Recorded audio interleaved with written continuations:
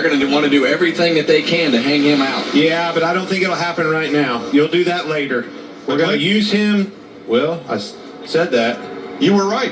The second or so that he was behind those leading Toyotas did not matter when they all came to pit road, and let's just hope he got enough gas. They got in line well. I was liking what I saw, the performance of that stop collectively.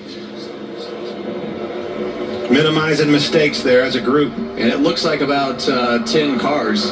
So they've got a really good group of cars put together right there. Pretty orderly, like you said, and efficiency is the name of the game right now on and off of pit road. These guys are going to have trouble. That's a good group they've put together right there, I'm telling you. If you look right there, it's the Toyotas and it's the 3 Spire Chevrolets. They all came together. Nobody pitched this time. Larry, now that Toyota's laid down the gauntlet and made their stop, does it benefit any of these other teams to run long before they stop? Mike, I want to watch lap times. That's what we have to pay attention to, and I'm sure that's what these teams are doing. Right now, that lead pack with those Fords, Ty Dillon, they're in the 48, 60s, 70s, maybe the 80s. The group that pitted that time by, we've got to see, that was their get up to speed lap. We need to see what they run for a couple of laps. Yeah, and I think that the big thing that you want to know is how much time is gained and lost when those groups start to organize getting on the pit road. And a lot of times the second groups, you know, they get a little disorganized because they have to fill those holes. They have to work their way down, and it checks the pack up. So it'll be interesting to see those lap times. So to pit. Oh, an RFK car is still standing. Jack Roush was on the box watching his driver. He's led 2 laps today, spent a lot of time in the top 10. He makes his way into his box. Regan. Zane Smith all the way in pit stall number 1, hits the box nicely. The gas man, Christopher Webb, does a nice job of getting to the car. They're going to try and win the race off right here. Yeah, and the thing that these guys have going for them that's going to save them time is they're probably going to put in less fuel, correct, Larry? Definitely less fuel because they have a shorter distance to go.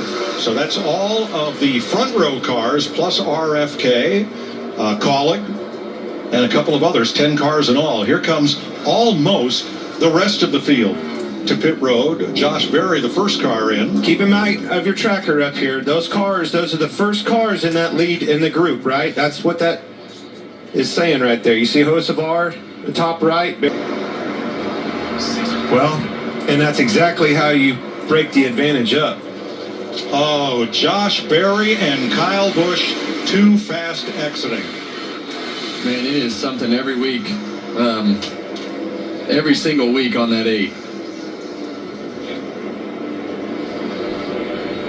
Cindric, Byron, Larson, Bowman, Elliott, the 4 Hendrick cars, nose to tail behind Austin Cindric. So Hendrick Motorsports, the big winner on this round of green flag pit stops. Well, I'm telling you, the saving grace was the bold move by Chastain pulling up and breaking that momentum up of those Toyotas.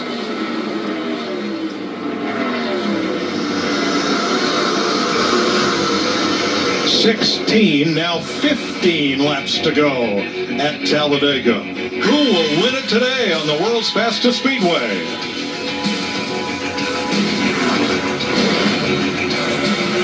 Cindric has help in the form of Ryan Preece alongside 2 Fords at the front, bunch of Hendrick Chevys right behind them, then Joey Logano in 5th, more Chevrolets, and then the Fords of Gregson, Smith, and the Chevy of Chase Elliott round out the top 10. After the luck, and we talk about this, heard about Brad Keselowski saying 50% luck and even finishing these things. After the luck that 60 cars had, Ryan Preece on super speedways, for him to get back up there and put himself in position again, you can't help but to root for him.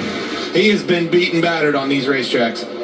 On the inside, Ford in front of Chevrolet. On the outside, Ford in front of Chevrolet. Neither of those Chevys are going to help either one of those 2 Fords, so where are they going to go? Well, that third place Ford on the bottom of Joey Logano, he's in a position to still help his teammate Austin Cindric by pushing that 5 car, keeping that gap close. But the outside lane is doing better right now, and really what William Byron wants to do is push that 60 car out there as far as he can to try to give himself a gap to get down into that bottom lane and make that pass for the lead. Or to push him out there, back it up a little bit, and utilize that push from his teammate Bowman behind him. Gives you those opportunities, options. And I'm sure right there, William Byron, when he pushed Ryan Preece out there that last lap, he was hoping that he would move to the bottom lane to cycle himself back to the front.